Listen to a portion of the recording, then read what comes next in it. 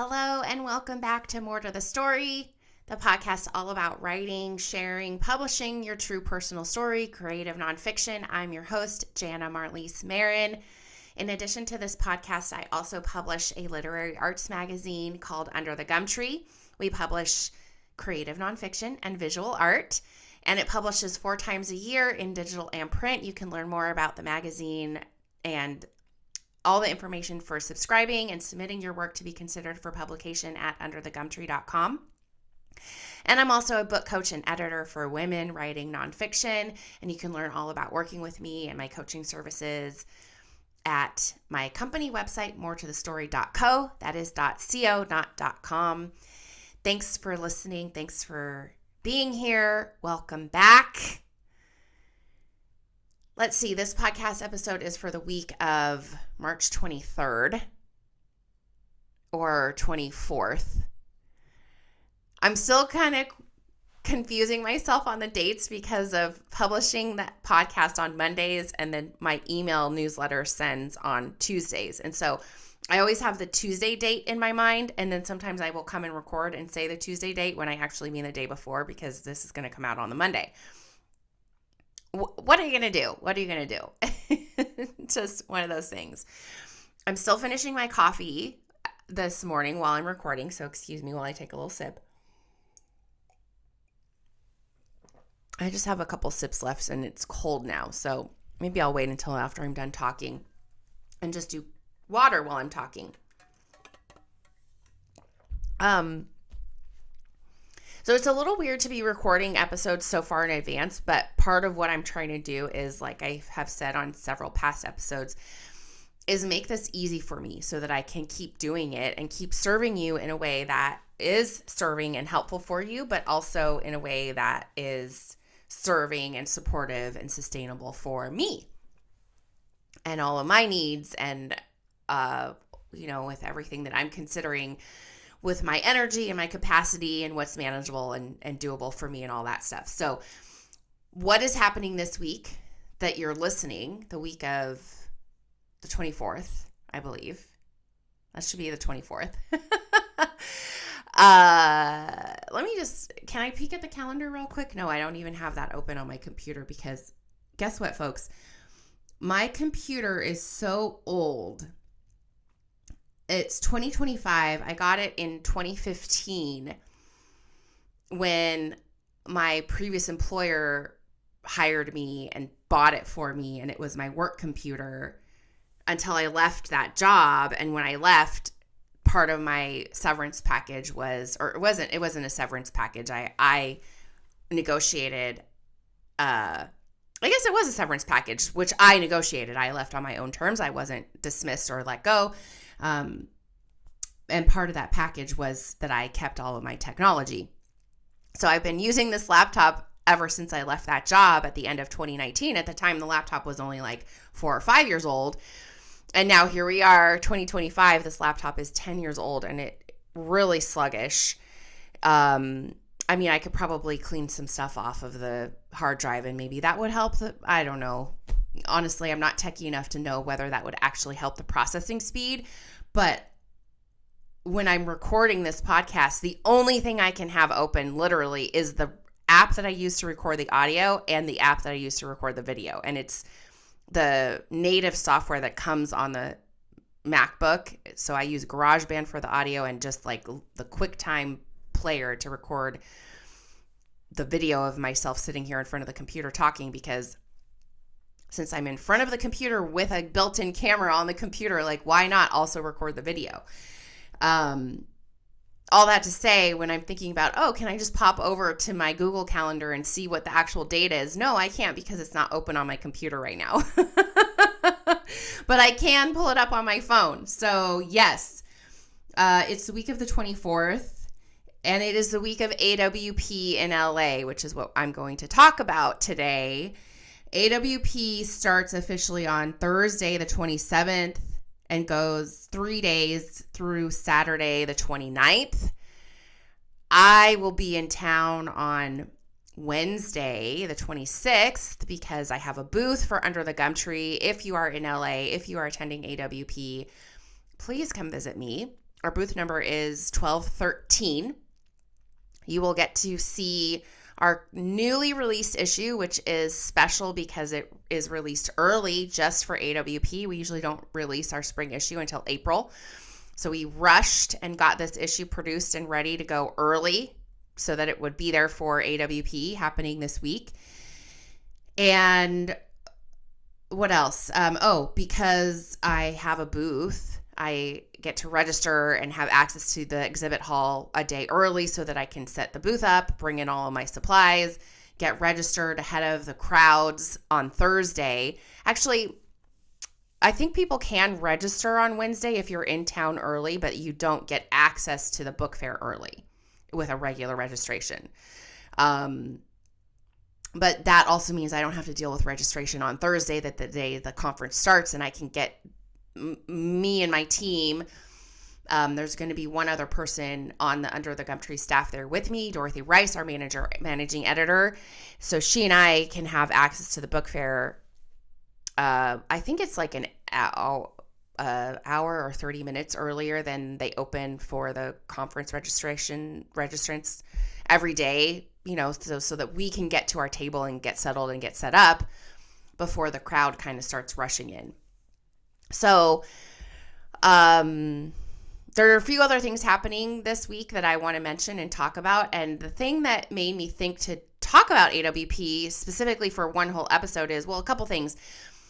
The email that's going out to my list tomorrow is literally just like, I'm at AWP this week. Here's what's going on. If you're there, come see me at any of these options, which I'm going to mention in this episode as well. And I did that intentionally so that I could kind of give myself a little break from the email this week since I'm gone and traveling.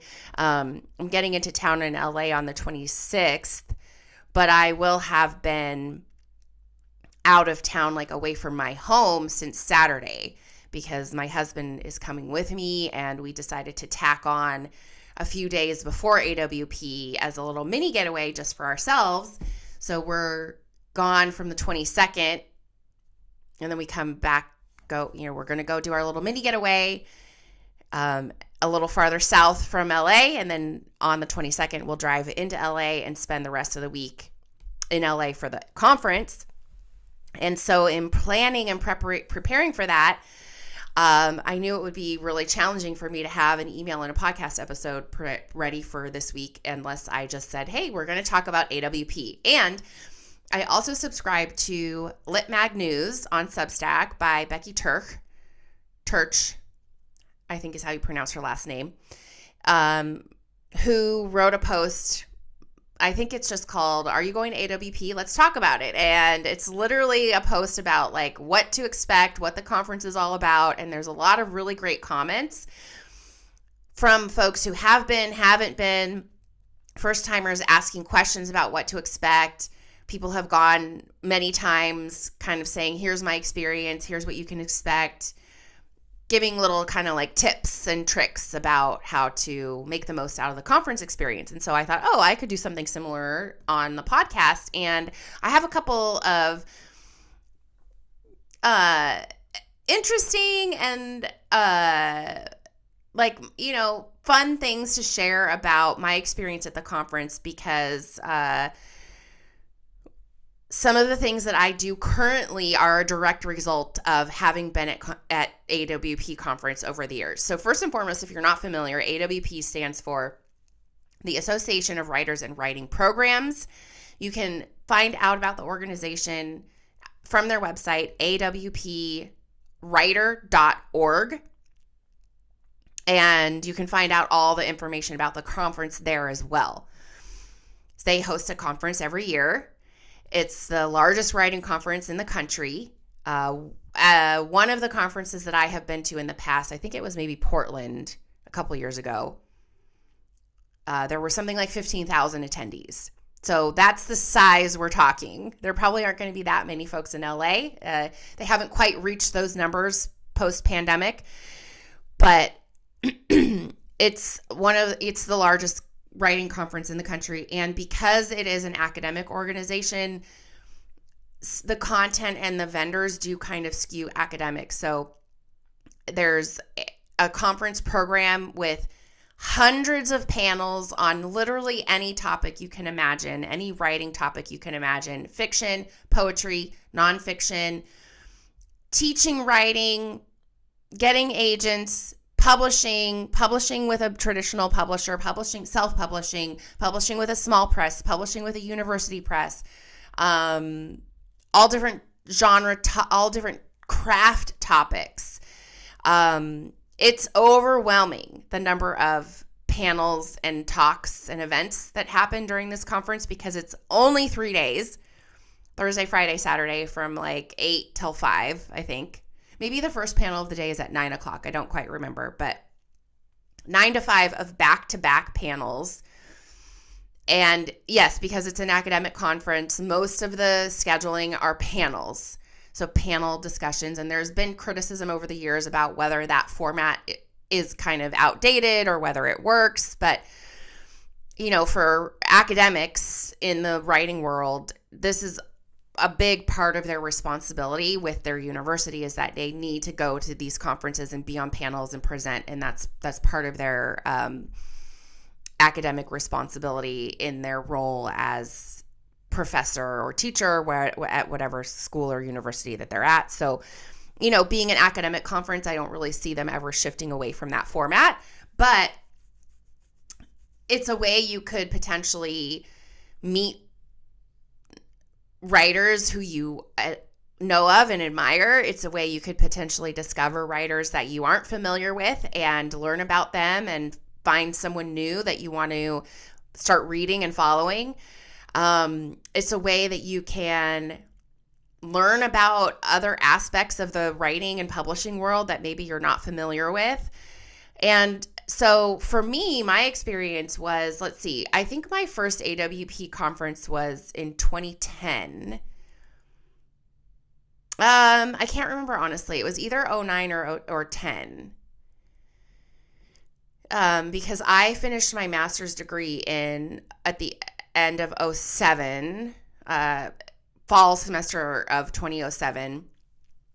I was a mid-year graduate, if you will. And then some of my friends who were in my cohort were still finishing, and so they finished in 08. So maybe it was 09, because I'm pretty sure we went the next year all together. Like, we had all finished our master's degrees, and then we all went to AWP together for the first time.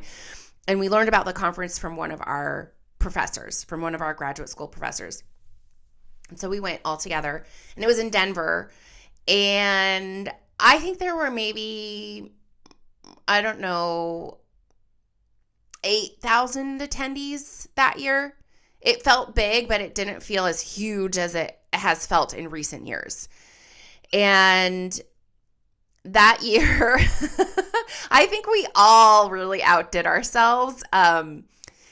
It was just one of those things where we were like kids in a candy shop, and we were stuffing our faces, trying to get as much as we possibly could and do as much as we possibly could. And so I personally was like trying to hit a panel event during every time slot every single day. That was a complete mistake. Do not do that. That's one of my biggest recommendation takeaways from the first time I ever went to this conference is just don't do that. It's exhausting.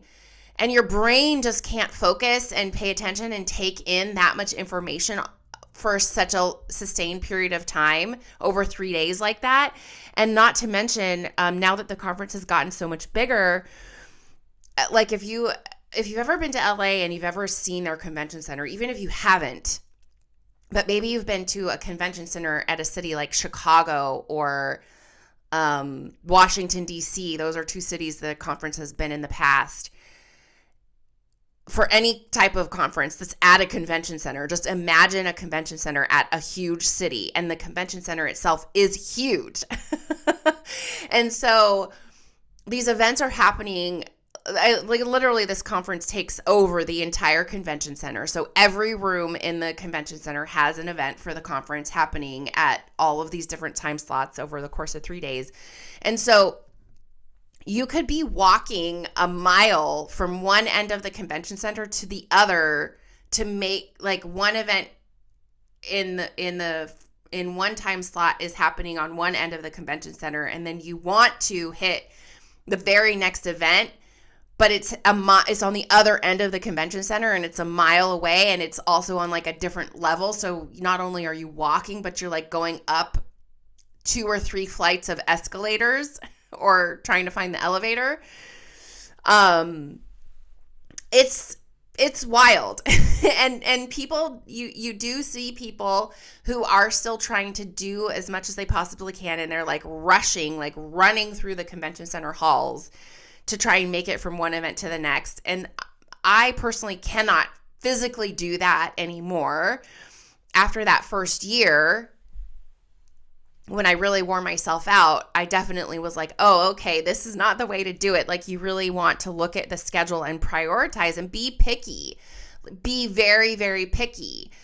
Read the event description, see who's on the panel, and decide, okay, there's 2 panels on similar topics. Do you need to hit both of them? Which one it has maybe people that you're more interested in seeing and hearing from compared to the other one, or whatever. Or of course, like if you have friends or you know people on the panel and you want to support them, that's also sometimes a deciding factor. And that's just the conference programming. That we haven't even talked about the book fair, because during all of that, like you have programming back to back during all of these time slots, and at the same time the book fair is open.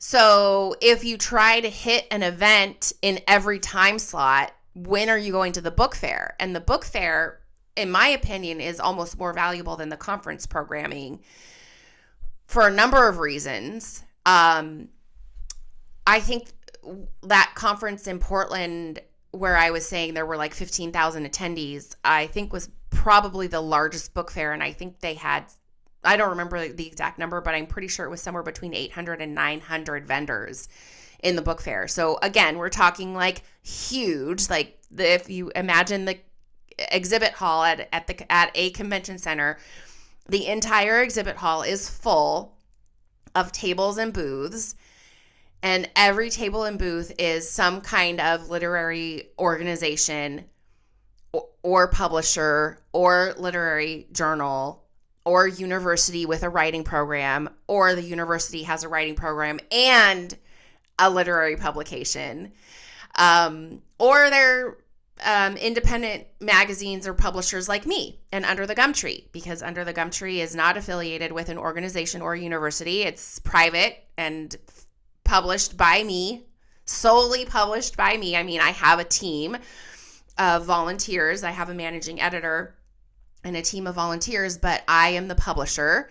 So that means I am responsible for funding the magazine myself. And yes, we do have revenue from things like subscribers and submission fees, but that's pretty much how we make our money. And then guess what? If those revenue streams don't cover our expenses, who covers them?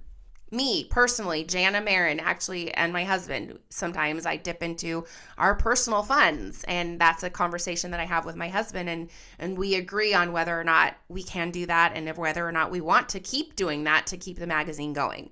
We have had to do that in the past. Just being transparent about how these things work. So all of that to say, the book fair is a place where you can go and wander around and learn about all kinds of publishing opportunities. And for someone who's trying to get published and start to figure out how and where and when and who, and as far as I'm concerned, the book fair is the best place to do that. The first time I ever went to AWP, I was shocked at how many publishing opportunities existed that I was completely unaware of. I never knew about small presses. I never knew about independent presses. I never knew about university presses. I never knew about university journals. Maybe I did know about university journals because obviously I had a master's degree and my university had a journal, but it was an undergraduate journal, so the graduate program didn't have its own journal. But I didn't, for whatever reason, maybe but because I was just like in my own little bubble trying to finish my own coursework and my own thesis project, it didn't occur to me that like, oh, if we have a journal, that means probably every other university in the country with a writing program also has a journal looking for submissions. That just didn't occur to me until I was at AWP. And it really opened my eyes to what is possible for someone like me who wants to be a part of this world.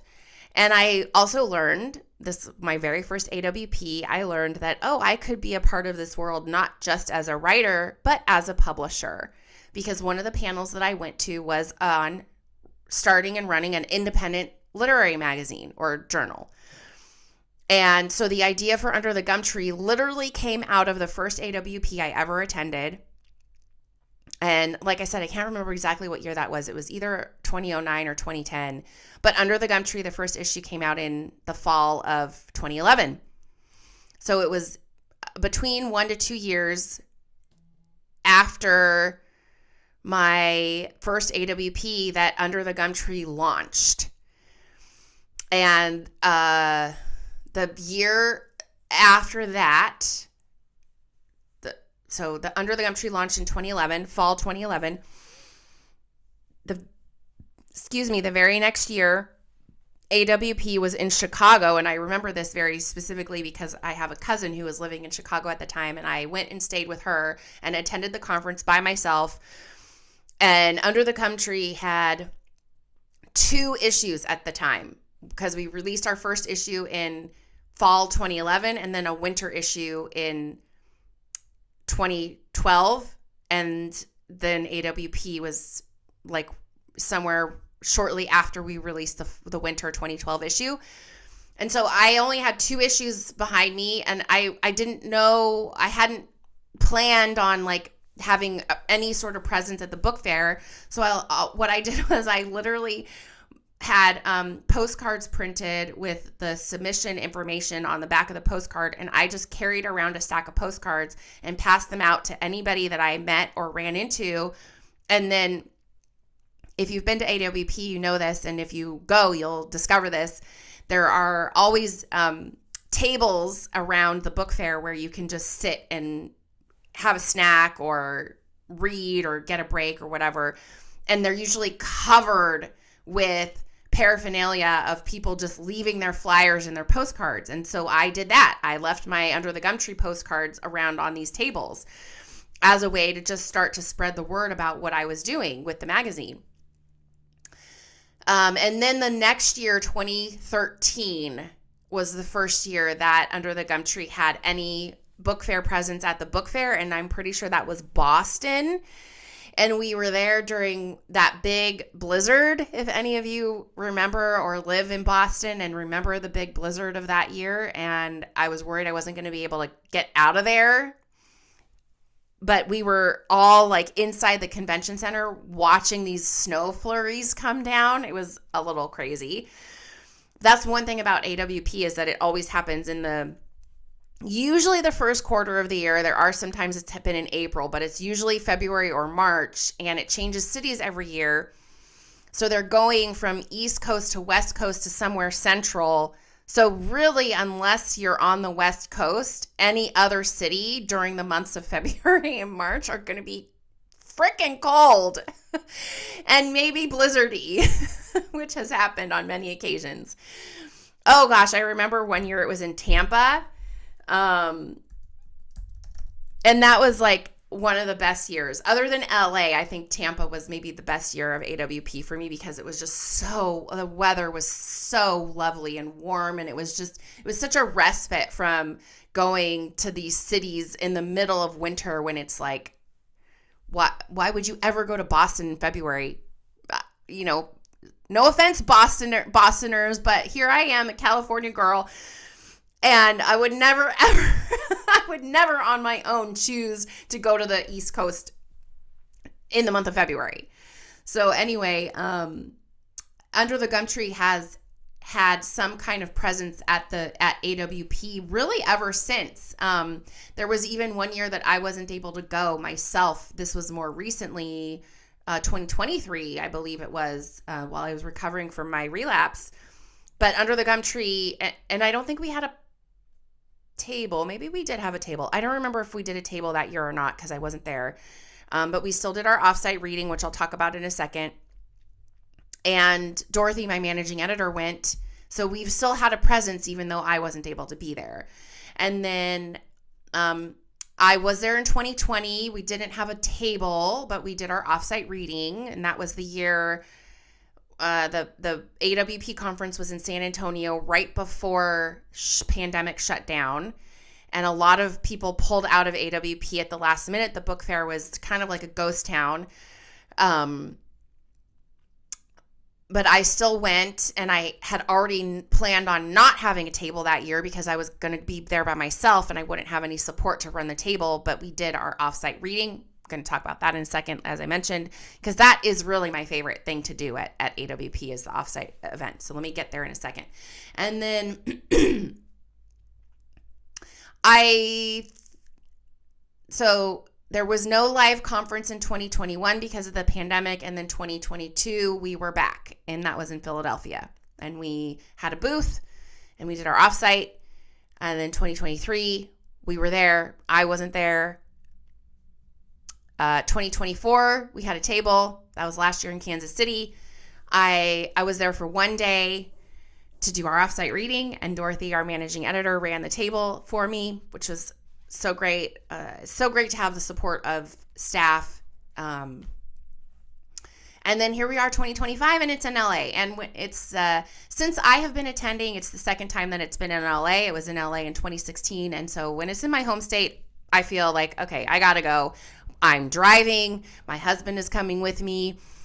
One of the hardest things about getting to this conference for someone like me who has a magazine, and I'm going to be at the book fair with issues of the magazine, is that I have to somehow get my magazines there. And actually what I've done in the past is take them with me on the airplane, because you can check a box. It doesn't have to be a suitcase. You can check a box, which I've done. And I fly Southwest because Southwest still, bless their hearts, lets you check 2 bags without any additional cost. And so if I'm traveling with someone else, guess what? They can check 2 bags, and one of their bags can be a box and one of my bags can be a box. Or what I've also done is like take my personal stuff as a carry-on, and I'm checking a box of magazines and a second suitcase, which is all the supplies for the table. Like we do swag with buttons. Sometimes I've done stickers, postcards, any kind of table display, banners, that kind of stuff, signage, clipboards with the email sign up, all that stuff. I've just done like, okay, here's a suitcase, and that's my conference materials. So driving to LA makes it so much easier because I can just pile as much shit as I want into the car. Don't have to worry about it, which is exactly what I'm doing. In fact, because we have a booth this time, I might even bring extra chairs. I might bring an area rug because we don't get carpet in our booth. In fact, a couple years ago, they stopped doing carpet in the exhibit hall at all for accessibility issues, which I understand, but it also, in my opinion, presents other challenges for just, it makes it really loud and echoey in the hall without carpet. And usually the floor is kind of like this high polished cement that is shiny. And so with the fluorescent lights, it has a glare, which I don't have officially like diagnosed sensory issues, but your eyes just get tired when you're in that light for 8 or 10 hours a day, and having the additional reflection from the glare of the cement floor has been a challenge for me. Like I might even wear a hat this year because of it. So anyway, driving to LA is a nice little break for me. In fact, we even drove a couple years ago when it was in Portland. And it's really nice to be able to not have to worry about how I'm going to get all my stuff there. So, all right, that's the conference, the book fair. Under the Gum Trees booth is going to be number 1213. I've said that once already, but I'm going to repeat it again. And this year, one thing I'm doing at the booth is complimentary 15-minute mini book coaching sessions. So if you're a woman working on a nonfiction book and you would like to have a sit-down chat with me for 15 minutes, you can grab a spot on my calendar. I will post a link in the comments if they aren't already booked. I've been promoting it through my email list the last couple of weeks. So you can come to my booth 1213 and have a sit-down conversation with me and talk about your book.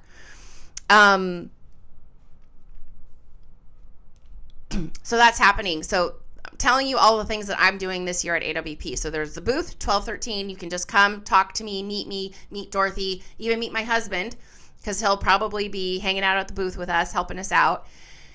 And grab some buttons. I got the button swag that everybody loves. One of them is always a popular one, and they go fast. They're little mini buttons. They're orange, and they just tell stories without shame. We also have pencils and typewriters and a tree, because Under the Gumtree's logo is the tree. You can sign up for our email list to stay in touch with us. We usually ask you to do that if you're going to take a button. It's kind of like, okay, if you want a button, just sign up for our email list. You can see recent issues of the magazine. Usually I bring as many back issues as I possibly can, but guess what? I will have been at Alt Summit earlier this month, where I was at their gifting party giving away back issues, which is really great for me because I have had like 10 boxes of magazines in my garage for probably like 10 years, and I'm going to get rid of all of those. And so for AWP, I'm going to have two of our most recent issues as back issues and the current issue available.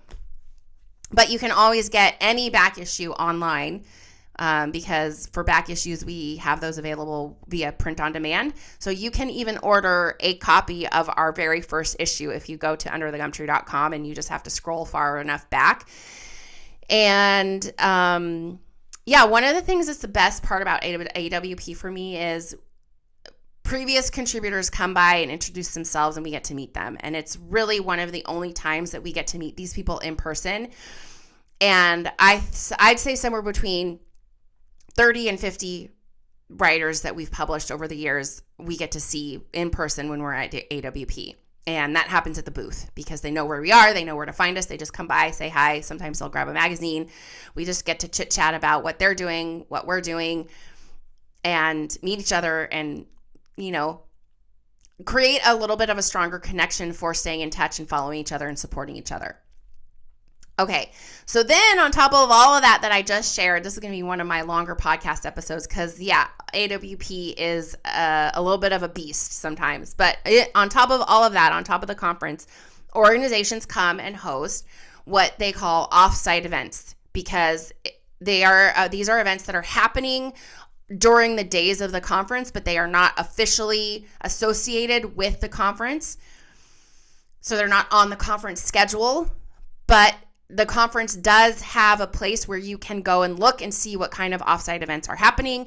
And since 2016, Under the Gumtree has been hosting a nonfiction reading in partnership with other nonfiction publications. Because, for whatever reason, nonfiction is still kind of the redheaded stepchild of the literary world, and there are not a lot of publications exclusively dedicated to nonfiction. Under the Gumtree is one of them. We don't publish any genre except for nonfiction, and there are a couple of others, and 3 in particular that Under the Gumtree has developed a relationship with over the years: Fourth Genre, River Teeth, and Hippocampus Magazine. And we all combine forces and host a joint nonfiction reading during AWP. Each publication features 2 writers. And this is something that I initiated and started in 2016, the last time the conference was in LA. So this conference is a particularly fun, exciting, special conference for us because the first time we ever did a joint reading was in LA in 2016 with Fourth Genre. At the time, it was just Under the Gumtree Fourth Genre. The editor of Fourth Genre at the time was Laura Julier. And Laura recently won the River Teeth Book Prize. And so her book is recently published because of winning that prize. And she's going to be one of our featured readers at our event in LA. And we are going back to the same venue that we were at in 2016. So we're doing like a really lovely big full circle moment for this event, and I'm very excited. I cannot wait. The venue is Bonaventure Brewing Company. It is on the 4th floor of the Westin in downtown LA. And the event will be on Friday, February 28th from 6 to 8 p.m. So we have a blog post. At the time that I'm recording this, the blog post is not live yet, but I'm hoping that by the time this publishes, the blog post will be ready and I can share the link and you can read all about the other featured readers. The other reader for Under the Gumtree will be Brad Snyder, who has his piece is published in our current issue. So you can come visit our booth and get a copy of our current issue. For Brad's piece, you can visit, I think it's the University of New Mexico Press is the publisher for the River Teeth Book Prize. So you can visit the University of New Mexico Press to get a copy of Laura's book. Laura is reading is representing Under the Gumtree at this reading because we published something of hers in, I can't remember the issue. I should have looked it up before I started talking. I'll put it in the show notes. It was either spring or summer last year, 2024. And now that I'm saying this out loud, I cannot tell you whether we will have that issue at the book fair or not. Because like I said, I'm only going to have the last 3 issues, I believe. So I'll check the show notes and I'll make sure to link to the issue that Laura's in. If we don't have it at AWP, you can always order it online. And it's going to be a great time. This is a rooftop venue. That's one of the other things that's so exciting about, this particular venue is that it's on the 4th floor of the Westin. It's outside, really lovely view of downtown LA, and the weather is supposed to be gorgeous, so you can have an outdoor event, which is something you can't usually do at AWP. So that is the AWP story. And one of the best things that I can say about this conference is that it inspired me to do a lot of the work that I'm doing now, specifically Under the Gumtree. That very first AWP I ever attended in Denver was also where I discovered the writer Sue Williams Silverman. I bought her book, Fearless Confessions. And last year, I believe it was, I can't remember if it was last year or the year before, Sue was a guest teacher for my clients and my community of coaching clients. She came and did a workshop, a masterclass workshop for my clients. And she's someone who I discovered because of attending AWP. And she, at that particular conference, she did a panel on something about women writing. It was something about women writing stories about sex, I think, because one of Sue's books is about being abused, sexually abused, and being a sex addict. And Melissa Phoebos was on that panel with her first memoir about being a dominatrix. That was before she kind of blew up as she has in recent years. So those are the kind of experiences that you can have at AWP. And, looking back on that very first AWP for me, I'm not sure I would have started a magazine. I'm not sure I would be a book coach for women. I'm not sure I would have written my own memoir. I mean, I had started pieces of it as my thesis for my master's degree, but I didn't really think I would do much after that. I wanted to have structure for my personal writing, and I wanted a master's degree. That's why I went to grad school. And after that, I started adjunct teaching at a community college, and I kind of felt a little aimless. I didn't really know what I would do with myself in the writing world other than just be a hobbyist. I figured I would just write my own personal writing and just make it be for me. And I was happy with that. I didn't really need to do anything more than that. But then I went to AWP and my world just kind of opened up, and I was inspired by the possibilities that I saw, which I think is a little bit of a unique experience, because one thing that I feel strongly about is being a different type of voice in the writing world, because you'll run into a lot of writers who, this is a very common narrative. It's kind of something that writers bond around, how hard it is and how few opportunities there are and how little pay there is. And I don't see that. And I feel personally like I have experienced the possibilities and tapping into the possibilities and being inspired by the possibilities, and attending AWP really did that for me, because there was so much. And instead of feeling overwhelmed and afraid, or not afraid, maybe it's not the right word, but intimidated by the possibilities, I felt like it opened something up inside of me, and I felt like, all these people are here doing this, I can do it too. It felt really expansive to me, which I think is what we should be for each other. We should be expansive. We should be inspiring each other to expand and not contract. I'm reading a book right now called, what is it called? I got to look at it on my phone. Bringing it up. On Our Best Behavior by Elsie Loenen. I think I'm saying her name right. The subtitle is The 7 Deadly Sins and the Price Women Pay to Be Good. And so each chapter is on one of the 7 deadly sins, and I'm almost halfway through. So I've already read the chapters on sloth, envy, pride. I'm currently in the chapter on gluttony. And then the next 1, 2, 3, 4 chapters are going to be on greed, lust, anger, and sadness.